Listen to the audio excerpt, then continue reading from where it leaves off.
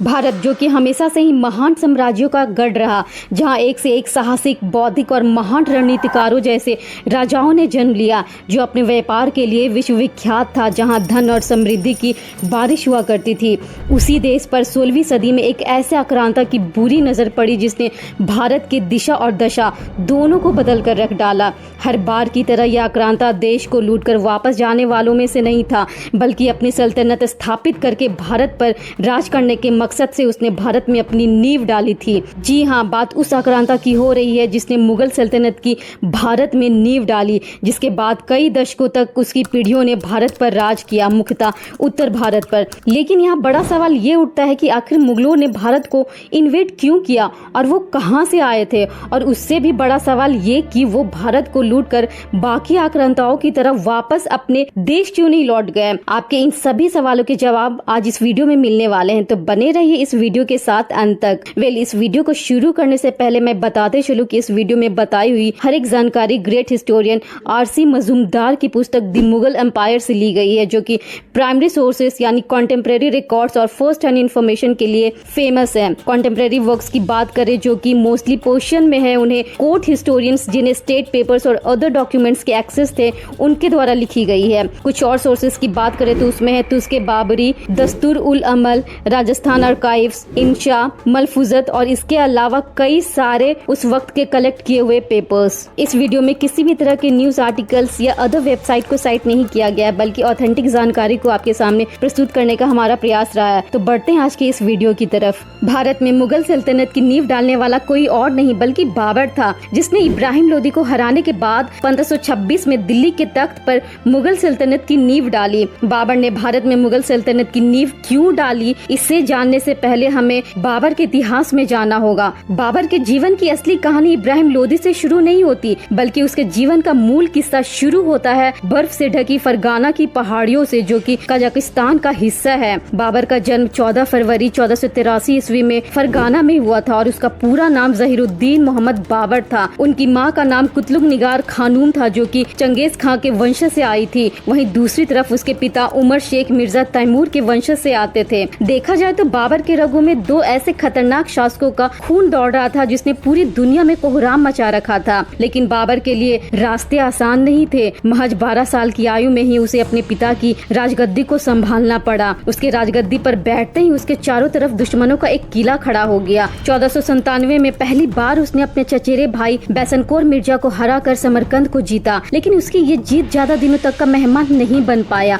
और महज 100 दिनों के अंदर ही वो समरकंद के साथ साथ फरगाना को भी खो दिया। बाबर हार मानने वालों में से बिल्कुल नहीं था। उसने फिर से 1498 में फरगाना की राजगद्दी को हासिल किया और नवंबर 1500 ईस्वी में समरकंद को। लेकिन इस बार अपने सबसे बड़े दुश्मन शैबानी खान, जो कि उज़्बेक का लीडर था, उसे हराने के बाद आगे के 12 साल बाबर का संघर्ष शैबानी खान के साथ ही देखने को मिलता है। मई 1501 ईस्वी में बाबर की बुरी तरीके से सरायपुर में शैबानी खान के हाथों हार होती है। इसके बाद वो समरकंद के साथ साथ अपनी बड़ी बहन खानजादा बेगम को भी हार बैठता है। अब उसके हाथ से राजगद्दी जा चुकी थी, जिसके बाद वो एकमात्र भटकता हुआ योद्धा बनकर रह गया। अपने इस बेसहारा जिंदगी को सहारा देने के लिए वो अपने मामा सुल्तान मोहम्मद खान के घर ताशकंद पहुंचता है। यहाँ पहुंचने के बाद वो अपने दो मामा मोहम्मद खान और अहमद खान की मदद से फरगाना पर कई बार आक्रमण करता है, लेकिन अंततः 1503 ईस्वी में बैटल ऑफ आर्शियान में उसकी एक बार फिर से बुरे तरीके से हार होती है और इसी हार के बाद बाबर की जिंदगी में एक नए अध्याय की शुरुआत होती है, जिसके तहत वो फैसला लेता है कि वो अपना नसीब हिंदुकुश से परे काबुल में आजमाएगा। अक्टूबर 1504 ईस्वी में बाबर हिंदुकुश पार करता है, जहां पर उसे मंगोल सेना की भारी मदद मिलती है। बाबर की सेना अब खुसराव राव के कैंप से मंगोल भगोड़ों के आने से मजबूत हो गई थी, जिन्हें शैबानी खान ने कुंदूज खदेड़ डाला था, जिसके कारण बिना किसी अपोजिशन के बाबर काबुल को जीत जाता है। अब बाबर मध्य एशिया का भटकता हुआ वो राजा नहीं रहा, बल्कि काबुल का एक बादशाह बन चुका था।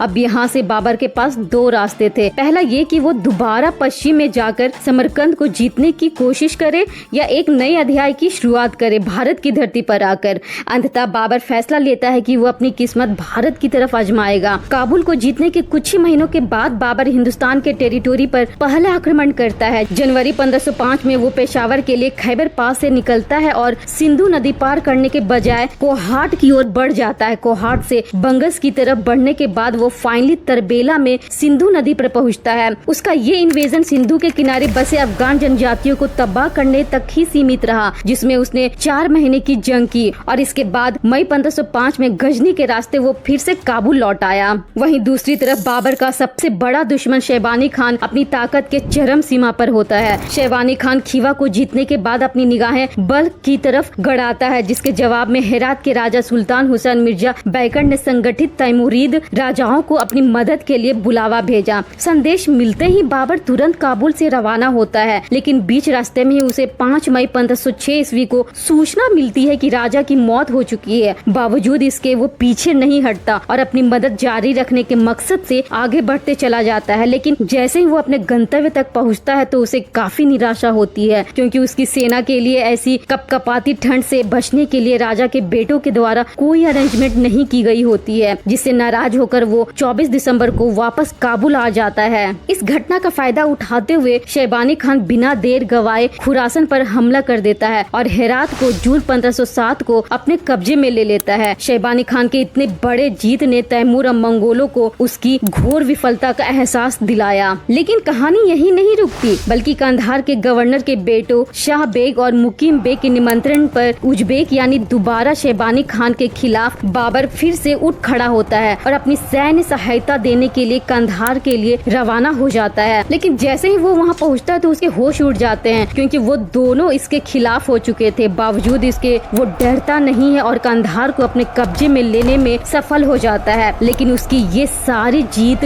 धरी की धरी रह जाती है जब उसे सूचना मिलती है कि शैबानी खान इसी ओर आ रहा है। वो सब कुछ को छोड़ते हुए काबुल की तरफ लौट जाता है और अपनी निगाहों को दोबारा हिंदुस्तान की तरफ फेरता है। और इसी बीच बाबर मिर्जा की उपाधि छोड़कर बादशाह की उपाधि को ग्रहण करता है। इसके बाद करीब 2 सालों तक बाबर शांत बैठता है और अपनी पूरी शक्ति खुद के सैन्य बल को मजबूत करने में लगाता है। लेकिन जैसे ही 1510 ईस्वी में ईरान के रूलर शाह इस्माइल की आर्मी के द्वारा शैबानी खान को मौत के घाट उतार दिया जाता है और ये खबर जैसे ही बाबर तक पहुंचती है तो उसकी खुशी का ठिकाना नहीं होता। इस खबर से मानो उसे एक नई रोशनी मिली हो दोबारा उन सारे टेरिटोरीज को दोबारा पाने की। शाह इस्माइल की उदारता का पता इसी बात से लगाया जा सकता है कि शैबानी खान के मरने के बाद उनके हाथ आए बाबर की बड़ी बहन खानजादा बेगम को 1511 ईस्वी में वापस बाबर को सौंप दिया जाता है। इसके अलावा वो बाबर को उन सारी टेरिटोरीज को वापस लेने में अपनी बहुत बड़ी भूमिका निभाता है जो बाबर शैबानी खान से हार चुका होता है। लेकिन इसके एवज में बाबर को ये कहा गया कि वो खुतबा में इस्माइल शाह का नाम पढ़े और अपने सिक्कों पर 12 इमामों के साथ उसका नाम भी अंकित करे। बाबर ने इस्माइल शाह के द्वारा रखी हुई इस शर्त को मान लिया।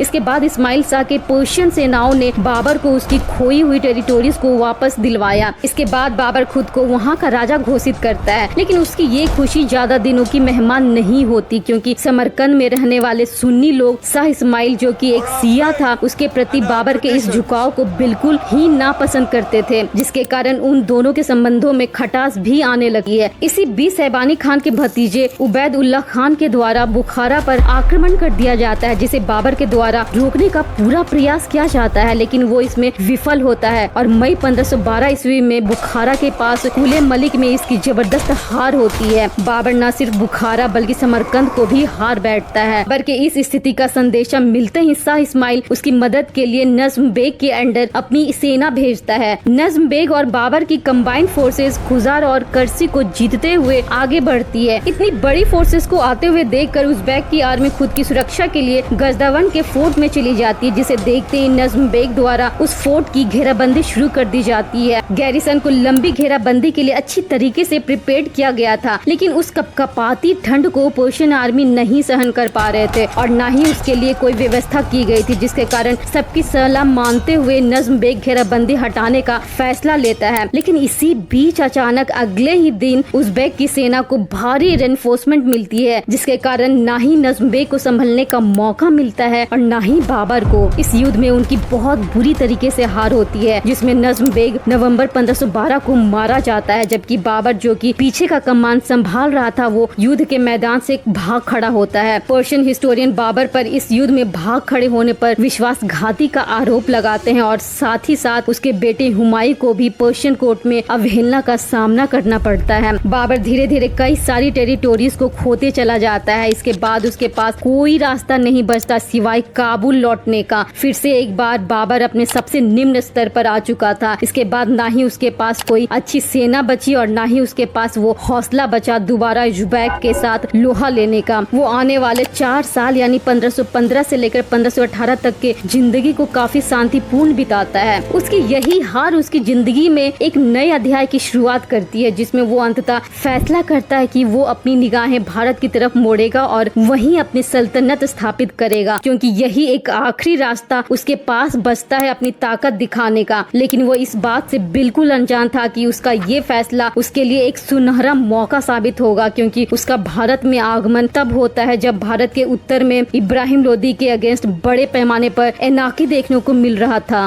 बाबर भारत पर 1519 से लेकर 1526 के बीच एक के बाद एक कई आक्रमण करता है। बजौर, भेरा, पंजाब, सियालकोट और इसके अलावा कई सारे क्षेत्र को जीतते चला जाता है। जीती हुई जंग में मिले औरतों और बच्चों को अपने कब्जे में ले लेता है। वहीं दूसरी तरफ इब्राहिम लोदी के चाचा आलम खान और पंजाब के वाइसरी दौलत खान लोदी के द्वारा बाबर को इब्राहिम लोदी से युद्ध के लिए आमंत्रण भेजा जाता है, जिसके जवाब में बाबर तुरंत उनकी सहायता के लिए तैयार हो जाता है और 1524 ईस्वी को लाहौर को अपने कब्जे में ले लेता है। अब बारी थी एक ऐसे युद्ध की जो कि बाबर को मुगल सल्तनत की नींव डालने वाले बादशाह के रूप में भारत में विख्यात करने वाला था। 21 अप्रैल 1526 को फर्स्ट बैटल ऑफ पानीपत होता है, जिसमें इब्राहिम लोदी की बुरे तरीके से हार होती है और बाबर की शानदार जीत होती है। जहां एक तरफ इब्राहिम लोदी की सेना 1 लाख की थी, वहीं बाबर की मात्र 24,000 की थी। लेकिन बाबर की जबरदस्त मिलिट्री स्ट्रेटजी और हायर डिसिप्लिन ने उसे इस युद्ध का राजा बनाया। 27 अप्रैल 1526 ईस्वी को जामा मस्जिद में बाबर के नाम का खुतबा पढ़ा जाता है और काबुल के राजा को दिल्ली सल्तनत का बादशाह डिक्लेयर किया जाता है। ये बाबर के लिए आगे के रास्ते आसान नहीं थे, क्योंकि भारत की धरती पर मुख्यतः उत्तर भारत पर उस वक्त अलग अलग अफगानी चीफ्स अलग अलग रीजन्स पर राज कर रहे थे और उन सभी के बीच उस वक्त मात्र एक सशक्त